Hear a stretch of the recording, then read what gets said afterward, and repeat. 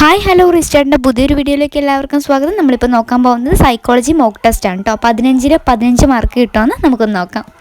First question, താഴെ പറയുന്ന കൂട്ടങ്ങളിൽ ഒരേ വിചാര മാതൃകയിൽപ്പെടുന്ന ശാസ്ത്രജ്ഞർ ആരെല്ലാം?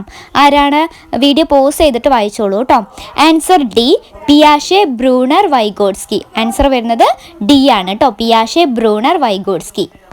അടുത്ത ക്വസ്റ്റ്യൻ, വ്യവഹാരവാദവുമായി ബന്ധപ്പെട്ടുള്ള പഠന നിയമങ്ങളിൽ ഉൾപ്പെടാത്ത നിയമം ഏതാണ്? നമ്മൾ പഠിച്ചിട്ടുള്ളതാണ്. ഏതാണ് ആൻസർ വരിക? ആൻസർ സി, കായിക നിയമമാണ് കേട്ടോ. പെടാത്തത് കായിക നിയമം, സി. മൂന്നാമത്തെ ക്വസ്റ്റ്യൻ, ശ്രമപരാജയ പഠന സിദ്ധാന്തവുമായി ബന്ധപ്പെട്ട് 3 നിയമങ്ങൾ ഏതെല്ലാം? ഏതൊക്കെയാണ്? ശ്രമപരാജയ പഠന സിദ്ധാന്തം ആരുമായി ബന്ധപ്പെട്ടതാണ്? തോണ്ടേക്കുമായി ബന്ധപ്പെട്ടതാണ് അല്ലേ? അപ്പോൾ അവരുടെ 3 നിയമങ്ങൾ ഏതൊക്കെയാണെന്നാണ് ചോദിച്ചിരിക്കുന്നത്. ആൻസർ പറയാണ് സി, സന്നദ്ധതാ നിയമം, ഫലനിയമം, അഭ്യാസ നിയമം. നാലാമത്തെ ക്വസ്റ്റ്യൻ, ആശയ രൂപീകരണത്തിൻ്റെ പ്രക്രിയാഘട്ടങ്ങൾ താഴെ പറയുന്നവയിൽ ഏതാണ്? പോസ് ചെയ്തിട്ട് ഓപ്ഷൻസ് വായിച്ചു നോക്കിക്കോളൂ കേട്ടോ. ഏതാണ് ആൻസർ വരിക? ആശയ രൂപീകരണത്തിൻ്റെ പ്രക്രിയാഘട്ടങ്ങൾ. ആൻസർ ബി ആണ് കേട്ടോ. സംവേദനം, പ്രത്യക്ഷണം, വർഗീകരണം, സാമാന്യവൽക്കരണം, ഇതൊക്കെ നമ്മൾ പഠിച്ചിട്ടുള്ളതാണ്. അഞ്ചാമത്തെ ക്വസ്റ്റ്യൻ, കണ്ടെത്തൽ പഠനം താഴെ പറയുന്നവരിൽ ആരുടെ സംഭാവനയാണ്? കണ്ടെത്തൽ പഠനം ആരുടെ സംഭാവനയാണ്?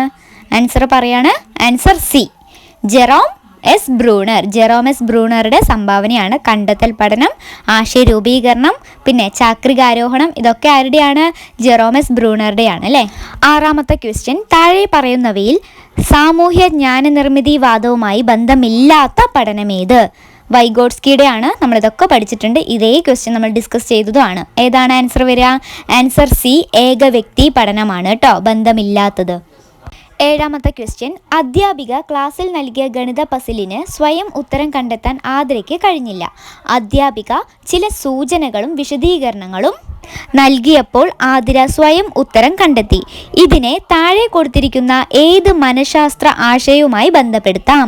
ഏതാണ് വരിക? കണ്ടെത്തൽ പഠനമാണോ? അല്ല അല്ലേ. ബി ആണ് കേട്ടോ ആൻസർ വരിക, സമീപസ്ഥ വികാസ മണ്ഡലം. വൈഗോട്സ്കിയുടെ സമീപസ്ഥ വികാസ മണ്ഡലമാണ് ആൻസർ ആയിട്ട് വരിക. പോസ് ചെയ്ത് ക്വസ്റ്റ്യൻ നേരെ വായിച്ചോളൂ.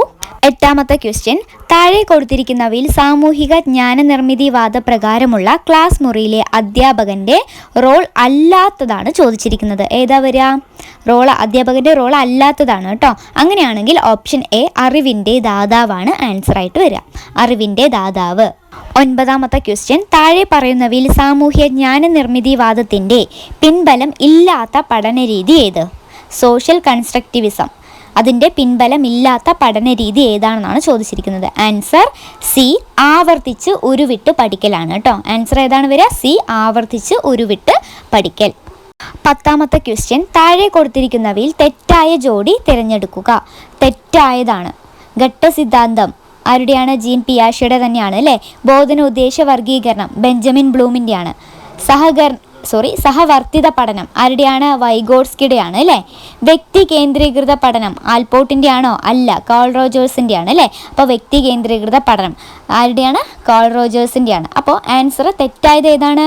പത്താമത്തെ ഡി ആണ് കേട്ടോ. 11ാമത്തെ ക്വസ്റ്റ്യൻ, താഴെ പറയുന്നവയിൽ മഹാത്മാഗാന്ധിയുടെ വാക്യങ്ങൾ ഏതായിരിക്കും? പോസ് ചെയ്ത് വായിച്ചു നോക്കിക്കോളൂ. ഞാൻ ആൻസർ പറയാൻ പോവാണ്. ആൻസർ സി, വിദ്യാഭ്യാസത്തിൻ്റെ അന്തിമമായ ലക്ഷ്യം ആത്മസാക്ഷാത്കാരമാണ്. ഇതാണ് ആൻസർ കേട്ടോ. മഹാത്മാഗാന്ധിയുടെ വാക്യം എന്ന് പറയുന്നത് വിദ്യാഭ്യാസത്തിൻ്റെ അന്തിമമായ ലക്ഷ്യം ആത്മസാക്ഷാത്കാരമാണ്. ഓക്കെ. 12ാമത്തെ ക്വസ്റ്റ്യൻ, ഒരു വ്യക്തി ഗണിതത്തിൽ പ്രകടിപ്പിക്കുന്ന ബുദ്ധി പൊതുവായ ബുദ്ധിയുടെയും ഗണിതത്തിലെ പ്രത്യേക ബുദ്ധിയുടെയും സങ്കലിത ഫലമാണ്. ഈ പ്രസ്താവന താഴെ പറയുന്ന ഏത് ബുദ്ധി സിദ്ധാന്തവുമായി ബന്ധപ്പെട്ടിരിക്കുന്നു? ഏത് സിദ്ധാന്തവുമായിട്ടാണ്? 2 ഫാക്ടർ തിയറി ആണ് അല്ലേ. ബി ആണ് ആൻസർ വരിക, ദ്വിഘടക സിദ്ധാന്തം. ആൻസർ ദ്വിഘടക സിദ്ധാന്തം ബി. 13ാമത്തെ ക്വസ്റ്റ്യൻ, ബുദ്ധിയുടെ ജി ഘടകത്തിൻ്റെ സവിശേഷതകളിൽ പെടാത്തത് ഏത്? ക്വസ്റ്റ്യൻ നേരെ വായിച്ചോളൂ. സവിശേഷതകളിൽ പെടാത്തതാണ് ചോദിച്ചിരിക്കുന്നത്. ആൻസർ ഏതാ വരിക? ആൻസർ സി, പരിസ്ഥിതിയിൽ നിന്ന് ആർജിക്കപ്പെടുന്നു.